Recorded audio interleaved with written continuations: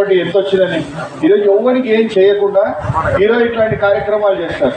ఈరోజు వాళ్ళ ముఖ్యమంత్రి ఏమని మాట్లాడతాడు, అన్ని పథకాలు నేను చేసేసాను, నన్ను ఎవరు అడగనీకి లేదన్నట్టు ఆయన మాట్లాడితే, చంద్రబాబు నాయుడు సాక్షాత్ ఆయన మంత్రి ఉన్నాడు ఒక ఆయన ఏం మాట్లాడతాడు, మహిళలకి 1500 ఇవ్వాలంటే రాష్ట్రాన్ని అమ్మేయాలని చెప్తాడు. మరి నువ్వు అన్ని చేసింటే మరి నీ మంత్రి ఎందుకు రాష్ట్రాన్ని అమ్మాలంటారా డబ్బులు ఇవ్వాలంటే? ఇంకొక మంత్రి అంటాడు 5 పోలవరం ప్రాజెక్టులు కట్టచ్చు ఈ సంక్షేమ పథకాలు అన్ని చేసే బదులు అంటాడు. అంటే ఒకసారి ఆలోచన చేయండి ఎంత మోసం చేశాడు. అరే చంద్రబాబు నాయుడు ఏం చెప్పినాడు, జగన్ చేసే పథకాలు ఏవి నేను ఆపకుండా నేను చెప్పినవన్నీ కూడా చేస్తాను, వీటితో పాటు అమలు చేస్తా అని చెప్పినాడు.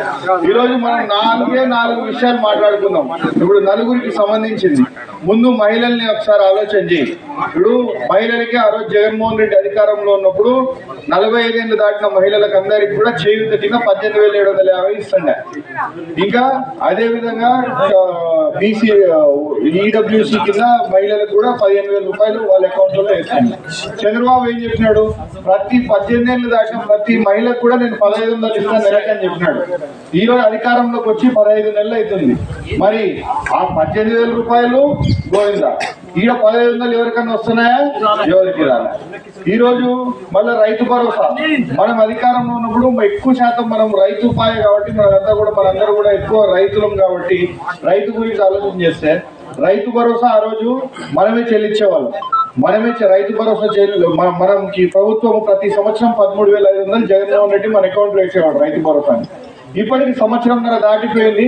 ఆ రోజు ఎలక్షన్లలో ఏం చెప్పినాడు, 20,000 ఇస్తా కేంద్ర ప్రభుత్వంతో సంబంధం లేకుండా అన్నాడు.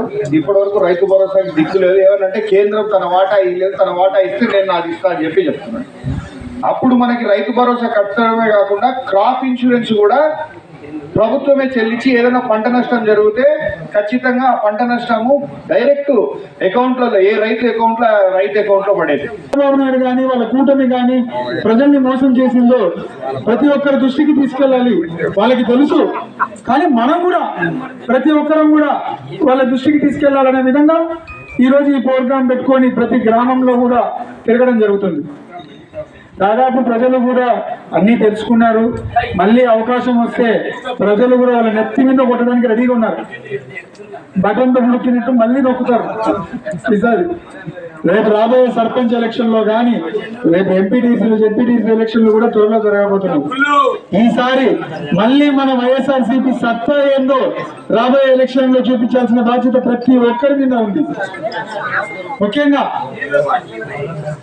అక్రమ కేసులు పెట్టి మనల్ని భయపెట్టాలి, బెదిరించాలి, ఎవరిని బయటికి రాకుండా చేయాలనేది ఈరోజు కూటమి నాయకులు చేస్తున్న పనులు.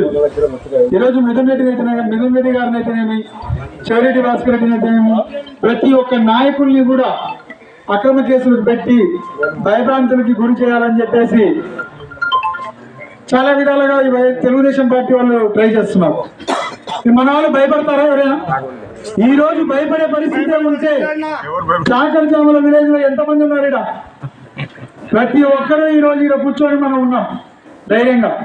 ఈ రోజు భయపడుతూ తిరిగే పరిస్థితి వాళ్ళకే వస్తుంది, తెలుగుదేశం నాయకులకే. రేపు ఎవరైనా ఊర్లో తిరగలుగుతారా ఇలాంటి అక్రమ రాజకీయాలు చేస్తూ ఉంటే? ఖచ్చితంగా ఎవరే కానీ మన మీద ఒక్కొక్కరు ఈరోజు దొంగ కేసులు వేసిన వాళ్ళు రేపు కనీసం ఊర్లలో కూడా ఉండలేని పరిస్థితి వాళ్ళకు వస్తుంది. ఇప్పటికైనా తెలుగుదేశం నాయకులు పరిపాలన సాగించాలంటే పద్ధతిగా సాగించండి. అక్రమంగా సాగిస్తే మాత్రం రేపు మీరు గ్రామాల్లో తిరగలేని పరిస్థితి ఉంటుంది.